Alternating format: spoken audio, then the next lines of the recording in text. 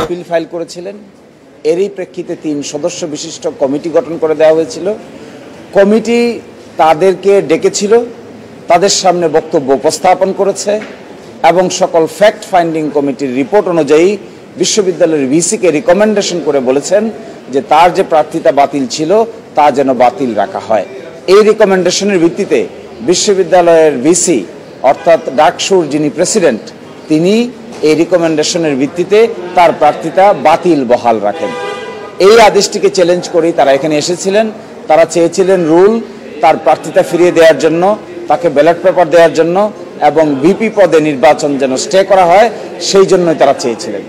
তো আজকে মাননীয় হাইকোর্ট ডিভিশন তার এই রিট পিটিশনটি সামারিলি রিজেক্ট করে দিয়েছেন। তার অর্থ হলো আগামীকালকে তিনি প্রার্থী হতে পারবেন না, তিনি নির্বাচনে কন্টেস্ট করতে পারবেন না, ভোটার তালিকাও তার নাম থাকবে না এবং আগামীকালকে যথারীতি সকাল 8টায় ঢাকা বিশ্ববিদ্যালয়ের সেন্ট্রাল স্টুডেন্ট ইউনিয়ন ডাকসুরের নির্বাচন অনুষ্ঠিত হবে।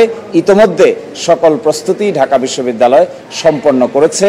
সিসিটিভি ক্যামেরা সহ এবং মনিটরে তাদের এই নির্বাচনের ফলাফল ঘোষণা এবং গণনা, ব্যালট পেপার গণনা সহ সবকিছুই দেখানোর উদ্যোগ নেওয়া হয়েছে 8টি সেন্টারে। আমরা আশা করি আগামীকালকে সকালবেলা 8টায় ঢাকা বিশ্ববিদ্যালয়ের ক্যাম্পাসে উৎসবমুখর পরিবেশে এই ভোট অনুষ্ঠিত হবে।